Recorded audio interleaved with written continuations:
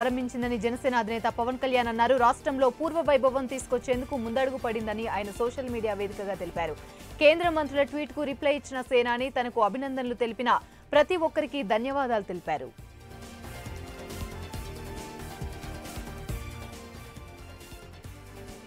కువైట్లో జరిగిన భారీ అగ్ని ప్రమాద ఘటనలో మృతి చెందిన 45 మంది భారతీయుల మృతదేహాలు ప్రత్యేక విమానంలో ఇండియాకు చేరుకున్నాయి. కొద్దిసేపటి క్రితమే కువైట్ నుంచి వచ్చిన ప్రత్యేక విమానం కేరళలోని కొచ్చిలో ల్యాండ్ అయింది.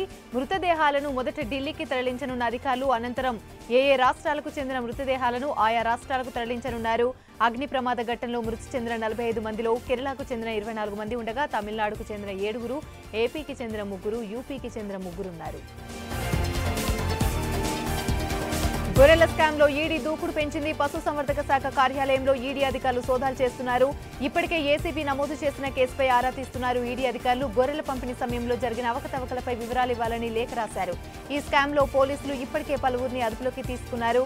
ఇక వారిపై పలు సెక్షన్ల కింద కేసులు నమోదు చేశారు. అసెంబ్లీ సమావేశాల నిర్వహణకు తెలంగాణ ప్రభుత్వం సిద్ధమవుతుంది. సార్వత్రిక ఎన్నికలు పూర్తి కావడంతో త్వరలోనే పూర్తి స్థాయిలో బడ్జెట్ సమావేశాలు నిర్వహించడానికి ప్రభుత్వం సమాయత్తమవుతుంది. జూలై నెల మొదటి వారంలో అసెంబ్లీ వర్షాకాల సమావేశాలు నిర్వహించాలని ప్రభుత్వం భావిస్తుంది. పూర్తి స్థాయిలో బడ్జెట్తో పాటు తెలంగాణ రాష్ట్ర చిహ్నం, రైతు బంధు, రైతు రుణమాఫీ, ఇలా కొత్త కమిషన్ల ఏర్పాటుతో పాటు మరికొన్ని అంశాల సమావేశంలో చర్చకొచ్చే అవకాశం ఉంది. గతంలో 4 నెలలకు సరిపడా బడ్జెట్ను, పద్దులను ప్రవేశపెట్టిన ప్రభుత్వం ఇప్పుడు పూర్తి స్థాయి బడ్జెట్ను ప్రవేశపెట్టబోతుంది. తిరుమల శ్రీవారిని పలువురు ప్రముఖులు దర్శించుకున్నారు. ఉదయం వీఐపీ దర్శన సమయంలోని MLA Raghurama Krishnam Raju, MP CM Ramesh, Maharashtra governor Ramesh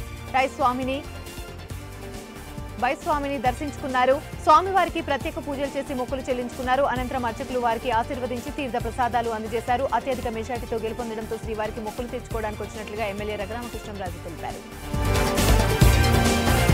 YCP అధినేత జగన్మోహన్ రెడ్డి ఎంపీలతో సమావేశం కానున్నారు. క్యాంపు కార్యాలయంలో నిర్వహించనున్న ఈ సమావేశానికి లోక్సభ, రాజ్యసభ సభ్యులు హాజరు కానున్నారు. ఈ సమావేశంలో ఎన్నికల ఫలితాలు, భవిష్యత్తు కార్యాచరణపై జగన్ వారికి దిశానిర్దేశం చేయనున్నారు. నిన్న ఎమ్మెల్సీలతో సమావేశమైన మాజీ సీఎం శాసనమండలిలో ఎమ్మెల్సీలు వ్యవహరించాల్సిన అంశాలపై చర్చించారు.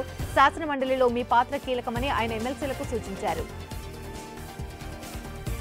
ప్రకాశం జిల్లా దర్శి నగర పంచాయతీ పరిధిలోని శివాజీనగర్లో విషాదం చోటు చేసుకుంది. స్థానిక ఎన్ఏపీ చెరువులోని ఈతకు వెళ్లి 2 విద్యార్థులు మృతి చెందారు. ఈతకు వెళ్లిన విద్యార్థులు చెరువులో మునుగుతుండడం గమనించిన స్థానికులు వారిని కాపాడే ప్రయత్నం చేశారు. అప్పటికే ఒక యువకుడు మృతి చెందగా మరొకడు గల్లంతయ్యాడు. విషయం తెలియడంతో ఘటనా స్థలానికి చేరుకున్న పోలీసులు మృతదేహాన్ని పోస్టుమార్టం నిమిత్తం స్థానిక ఆసుపత్రికి తరలించగా గల్లంతైన విద్యార్థి కోసం గాలిస్తున్నారు. కృష్ణా జిల్లా కృతివెన్ను మండల పరిధిలోని సీతన్పల్లి వద్ద గొర్రె రోడ్డు ప్రమాదం చోటు చేసుకుంది. 216వ జాతీయ రహదారిపై వేగంగా వస్తున్న బొలెరో వాహనం వెనుక నుంచి ట్రాక్టర్ను ఢీకొట్టింది. అంతేకాకుండా ట్రాక్టర్ను ఓవర్టేక్ చేస్తూ కంటైనర్ను ఢీకొట్టింది. ప్రమాదంలో 5 అక్కడికక్కడే మృతి చెందగా పలువురికి తీవ్రంగా గాయాలయ్యాయి. గమనించిన స్థానికులు పోలీసులకు సమాచారం ఇవ్వడంతో ఘటనా స్థలానికి చేరుకున్న పోలీసులు క్షతగాత్రులను స్థానిక ఆసుపత్రికి తరలించారు. ఆసుపత్రికి తరలిస్తుండగా మరొకరు మృతి చెందినట్లుగా పోలీసులు తెలిపారు. మృతులు భూషణం, చింత లోబరాజు, మాగపు నాగరాజు, కనకరాజు, ధర్మగా పోలీసులు గుర్తించారు.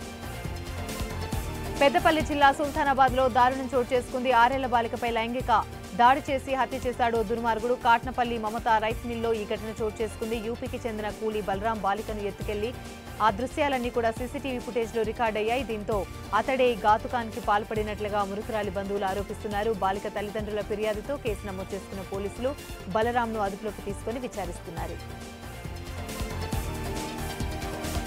వాటర్ ట్యాంకర్ డ్రైవర్ పై కొందరు యువకులు దాడికి పాల్పడ్డారు. దారిలోని ట్యాంకర్ అడ్డుగా ఉందని దాడి చేశారు. వాటర్ ట్యాంకర్ డ్రైవర్ తలకు తీవ్రంగా గాయమైంది. మాదాపూర్ అయ్యప్ప సొసైటీలో CGR స్కూల్ హాస్టల్లో వాటర్ నింపుతుండగా యువకులు గొడవకు దిగారు. డ్రైవర్ సయ్యద్ సలీం పోలీస్ స్టేషన్లో ఫిర్యాదు చేసినా పట్టించుకోలేదని ఆవేదన వ్యక్తం చేశారు.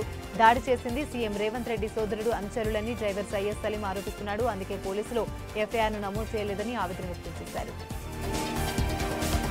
నకిలీ డాక్యుమెంట్లను సృష్టించిన కేసులో మీర్పేట్ కార్పొరేటర్ నందకుమార్ ను పోలీసులు అరెస్ట్ చేశారు. కరుణాకర్ రెడ్డి అనే వ్యక్తికి నందకుమార్ ఫేక్ డాక్యుమెంట్లను విక్రయించారు. రిజిస్ట్రేషన్ సమయంలో అవి ఫేక్ డాక్యుమెంట్లు అని తేలడంతో పోలీసులకు ఫిర్యాదు చేశారు. విషయం తెలుసుకున్న నందకుమార్ పరారవడంతో పోలీసులు అతన్ని తిరుపతిలో అరెస్ట్ చేశారు.